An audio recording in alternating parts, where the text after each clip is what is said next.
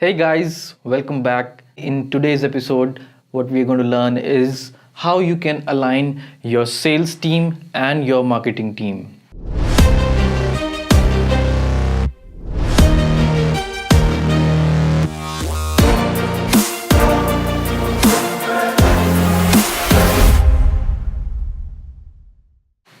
I have been into business for over 12 years now. I've had several businesses, some have failed, some have survived, and the most important problem which I like to solve in my companies is that my sales team and my marketing team should be aligned. If they are not aligned, they always fight. In any company I've seen, I've talked to so many people. Being the owner of Hustle Co-work, I meet so many startups every day, and a lot of them have the same problem that their sales team and the marketing team are not aligned. What do I mean by that? They are not aligned. When I say they are not aligned, they fight with each other. The marketing department always says that we are producing so many leads, and the sales department is not taking follow-ups, or they're not doing the calls properly in the proper time. The leads have been sitting for so many days and the sales department is not calling them. And this is what the marketing department says to the sales team, and the sales team says these leads are of no use, they are very low quality. These people, the leads you're giving, are not even interested in buying the product, let alone they don't even know about the company. So they don't know anything about the company and the product, or what are they going to buy. They're just cold leads. So these leads are no good, and therefore the problem lies with the marketing department. In this fight, who is basically the suffering party? The company.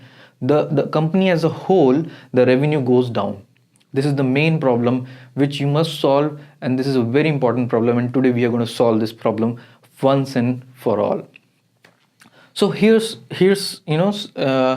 a lead qualification matrix which we are going to talk about first. I hope you've seen my earlier videos where we make persona, because that's the key, that's the basic of all the marketing which we are going to do. And persona is basically a fictitious semi-fictional character of that we create, that has all the characteristics of our target market, and we are trying to sell to this particular one person only, which is a semi-fictitious person. We are calling it a persona. If you haven't watched this video, please go watch this video first, because that will help you in this video also. Let's say you know what is the persona. So a persona is a person for whom we have created our product, which means our product will definitely help this particular type of person, and this particular person, if he consumes our product, is going to be happy, is going to be satisfied with the product. So if we are saying in this matrix, this line, this axis tells us the fit, how fit is this person to buy our product, which means how well he fits into the persona description which we have created for our product and for our company earlier. So when a person is here at 0 on this axis, we say that this particular person is absolutely not fit to buy any of our product, because, by the way, he can buy, but he will not be satisfied, and this particular product has not been designed for this particular person. So what will happen if they buy?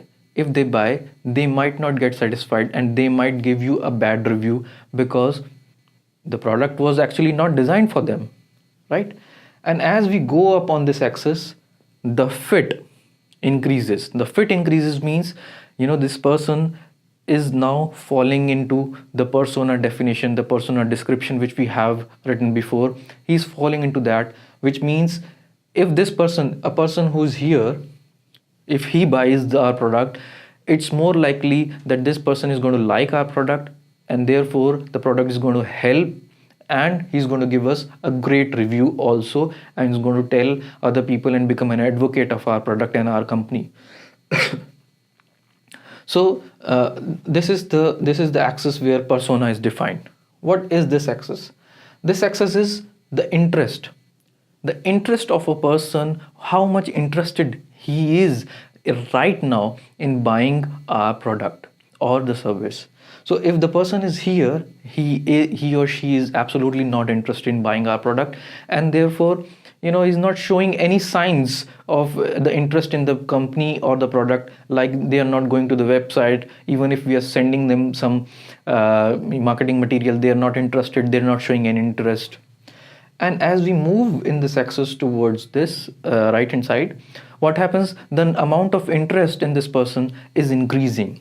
What we are saying is, this a person who is here has a lot of interest. This is showing a lot of interest in sending us all the signals that they are interested in buying the product. They may be downloading a lot of things, or they may be just calling you on the phone number which is given on the website and asking you, I want to buy this product. So they're showing all the signs that they want to buy a product.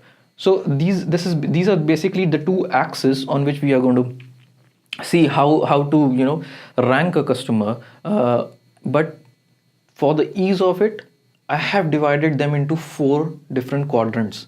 So what am I saying is, in quadrant number 1, as you can see, this person is not a fit for a product, which means this person does not falls into the persona definition of our company or the product. And also this person is not showing any interest in buying our product. Right now this person is not showing any interest. Should we sell to this person? Should we try selling to this person? Can you understand, if this type of leads are going to be given to the sales team, what are the responses they'll get? This person, we should not even waste our time in getting him to buy or giving these types of leads to the sales team, because these types of leads, if given to the sales team, they'll lose the confidence in the marketing team, and then the fight will start again. Let's come to the second quadrant. In the second quadrant, the people are showing great interest, but they do not fit our persona. There are 2 things here we can do. Number 1 thing, because they are showing a lot of interest, we can tell them that, buddy, this product is created for this type of persona. This might not give you the complete satisfaction which you are looking for, but if you're still interested, you can buy. You can sell to this type of person. But you should always tell this person that you should set the expectations. If the expectations are set correctly, then everything goes well. But also the second thing you can do is, you can try and help this person in such a way that he becomes the correct fit for your product. Like, if you have created a product for an entrepreneur, a startup entrepreneur, but this particular person right now wants to buy your product, but right now is in a job. He's not an entrepreneur, full-time entrepreneur. He's in a job. So you can help this person. You can probably give him free course or some free material to help this person move out of a job and start his entrepreneurial journey. Because once he's an entrepreneur, he's a perfect fit for he becomes a perfect fit for your product. And he's already, he's showing some signs of interest in your product. So he'll be very good person to sell to, and he'll also get helped by our product, and therefore this is the right person. So the 2 things we can do here is, number 1, we can sell, but we can set expectations that it might not help you in that way which you are looking for. And the second thing is, we can help this person become more fit, which is we can help this person become the person of our persona, our target market. And because our product is created specifically for that particular target market, this person is also going to get helped by this product. The third quadrant is people who are perfect fit for our product. These people are fit for our product, but right now they are not showing any signs of interest. Imagine if we give these types of leads also to sales, the sales team will say that these people are not interested, while the marketing team will always say these people are the perfect fit for our product, why are you not selling to them? But the sales team will say they are not showing any signs of interest, and therefore even though you are saying that these people might be perfect fit, they are not sellable, they are not sales qualified. So what can we do with these people? Before telling you what can we do with these people, I'll tell you what is the 4th quadrant. Very quickly, 4th quadrant is these people are perfect fit for our product, and also they are showing good signs, great signs that they want to buy this product. They are showing interest also. which means these people, the quadrant 4, are the correct people to be given to the sales team so that they can close the deal very quickly. The sales team's job is not to be the gateway of information. They are not the people who are giving the gateway, who are giving the information. The giving of information and all is called nurturing the lead. There was a lead, and then you nurtured the lead and brought them to a point where they're ready to sell, where they're ready to buy very quickly. Now sales team job is one and one alone, that is closing the deal, and that too in a particular time frame. This is the job of the sales team. If you are giving any other job to the sales team will fail. And what happens is, this is why a lot of salespeople don't like their job, because their leaders do not know what the sales team is, what is the job of the sales team actually. All the wrong leaders, the people who have little bit, not the wrong leaders, the people who don't have the alignment knowledge of sales and marketing, they give sales team also some jobs of marketing and nurturing the lead, and therefore what happens is sales teams then, the salesperson then hides behind this particular job, that I am emailing, that I am doing this, and does not do the calls. And you are helping him, you are enabling him in this decision that okay, he might be doing some marketing work, he's nurturing the leads, and so it's okay if he's not doing call. The salesperson's job is only one, to close the deal. The deal has to be closed in a set time frame. Now the marketing team's job is to give him the leads which fall in the fourth quadrant.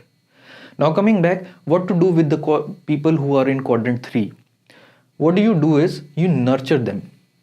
You nurture them in such a way that they become quadrant 4 lead.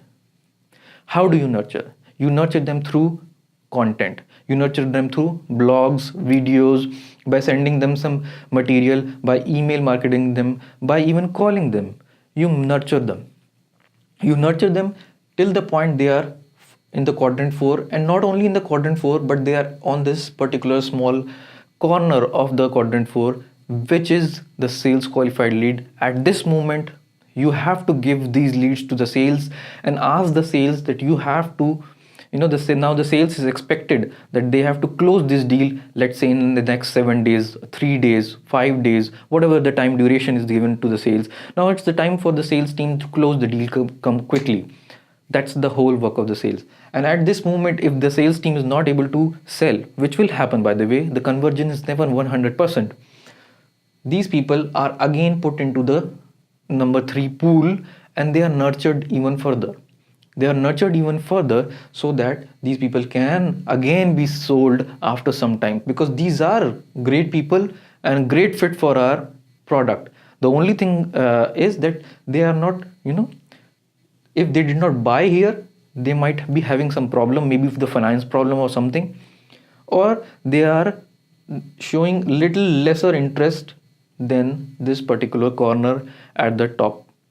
So this is the lead qualification matrix. If you use this lead qualification matrix, you as a leader, as a marketing head, you can understand what problems sales team goes through. Now what you have to do is come together, sales heads and marketing heads. If you are one person company, you are both. You have to understand perspectives of both the teams. You are doing marketing yourself, and there's a sales team. So you have to understand that, if you want to grow your business, you need to have a team by the way. And if you need to have a team, you need to ask them and help them work together. If they are not working together, you will be at a loss. Now, once we understand this, what do we need to do? We need to have a common language. We need to have a common language of all the contacts that we have. Because see, sales team might say that these are, prospects and all, and the marketing team will say other keywords and whatever the jargons they are using, and they will not be communicating in a single language. So they might be saying the same things, but they will not understand each other. And things get very confused this way. So you need to sit together and have a common language. What is the common language can be? Let's I'm giving an example. You can break down this language even further according to your process, but I'm giving you a common language which we use as well. The common language is contacts. The first, this is a funnel, by the way. I'm sure you must have seen, these are in greater number and these are in less numbers. This is a funnel.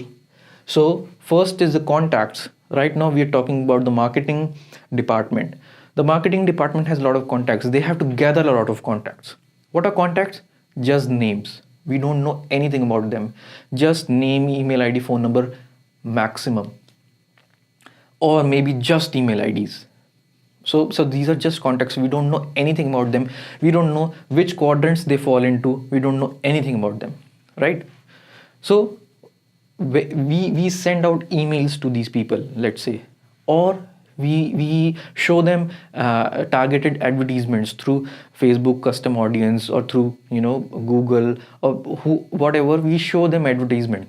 We try to reach them. We try to understand where are they in these four quadrants, or are they inside, are they even fit for us, or are they showing interest in our product? We want to understand in which quadrant they are.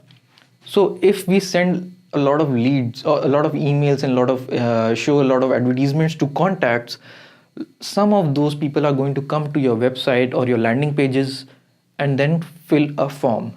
When they fill a form, they become a lead because they have shown an interest. They have come and they have at least come to your website and filled a form. Now that they'll be filling a form, which means a certain more amount of information about them first, and then also that they responded to your email and came to your website and filled a form. Why would they fill a form? Because you will help them in downloading by giving them a content as a download. That's called a lead magnet.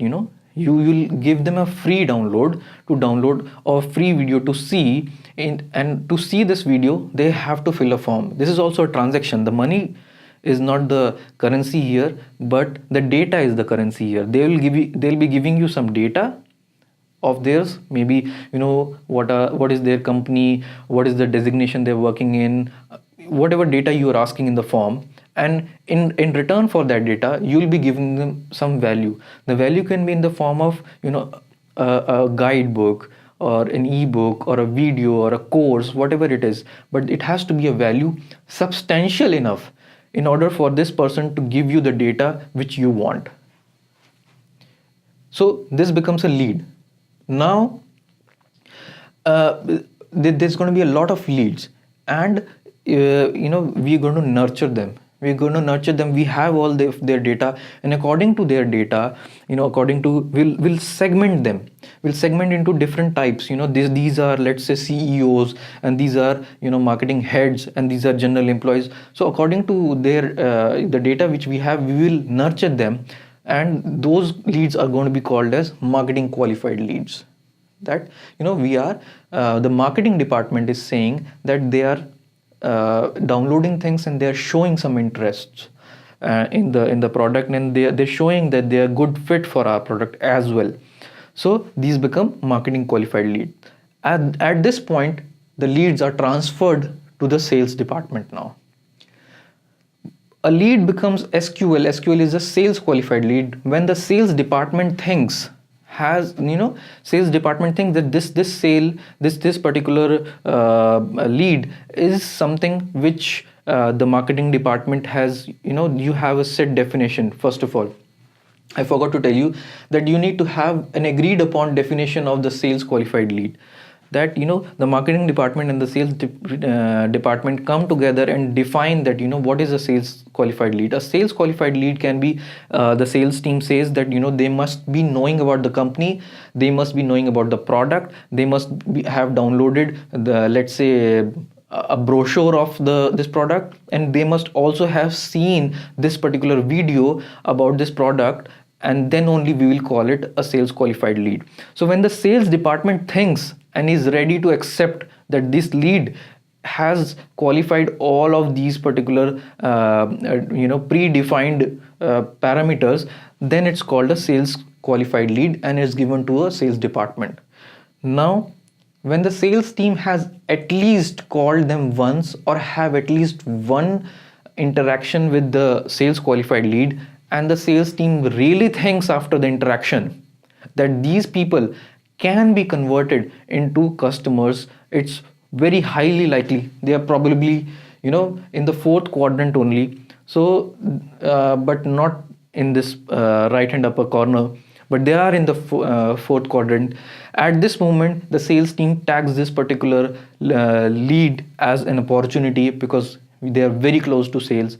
And then the last is they are able to convert them into the sales part. So to do all of these things, what we have to do? First, we have to have an agreed upon definition between the sales team and the marketing team of the sales qualified leads. This is very important. The second is define a common language. The common language can be like this, So everybody, if they have the common language when they are saying it's an opportunity, all those people in the sales team and all the people in the marketing team know that we are talking about the same thing. So that's how the common language works. And the third thing and most important thing is have a service level agreement between the marketing team and the sales team. See, even after doing all of this, there can be conflict. So you have to make these teams sit together and make them reach an agreement. What kind of an agreement can be? The agreement is that the marketing team is going to give you X number of leads, and the sales team, you will call these leads within this particular frame of time, and it is agreed upon with the previous data that let's say 50% of these leads are going to be converted into customers.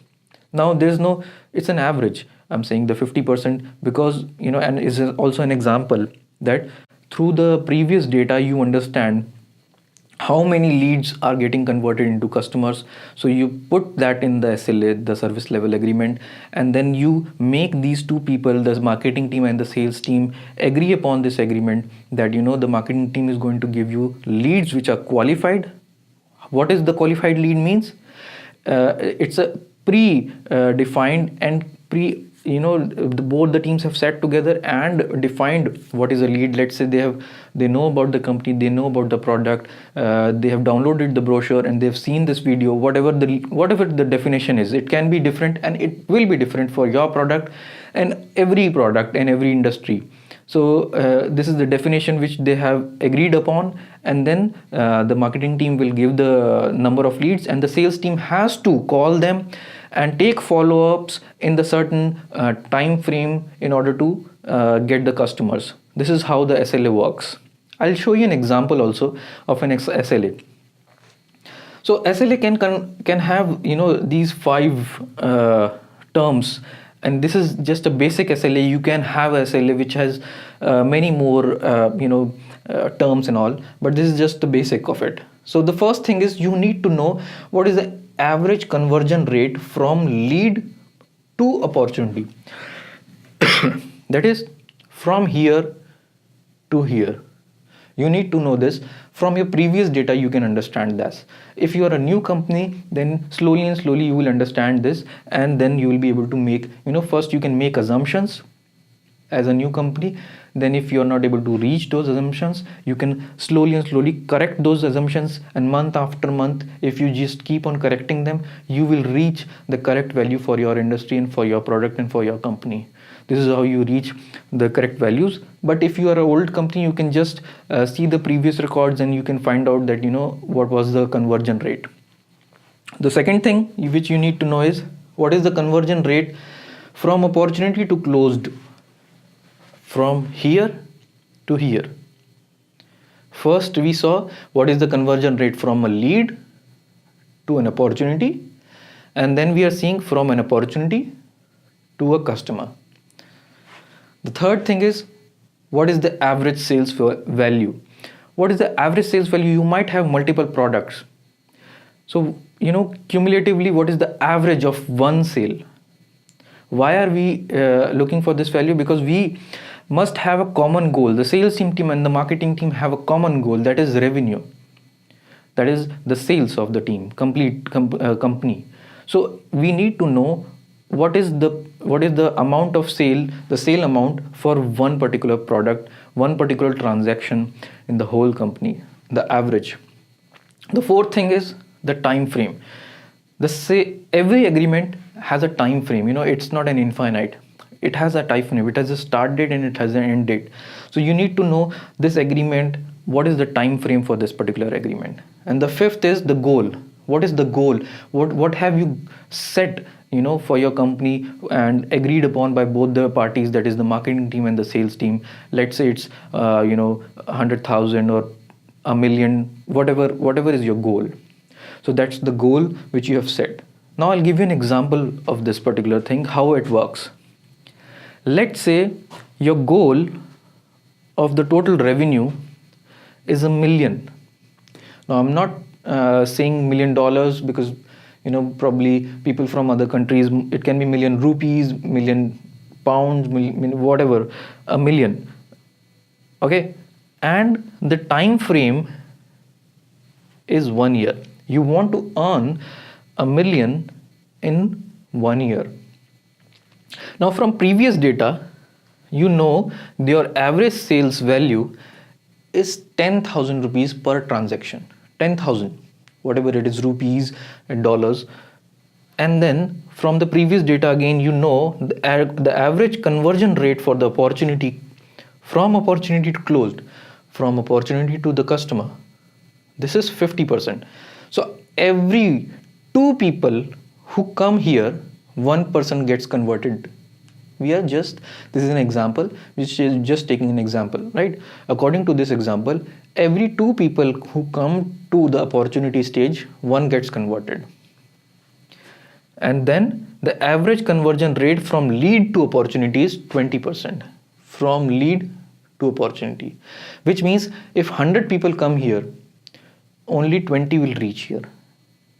This is an example, and you can find it out through your previous data. So if you want to make $1 million and your average transaction value is 10,000, this means you would need 100 customers in order to achieve this amount in 1 year.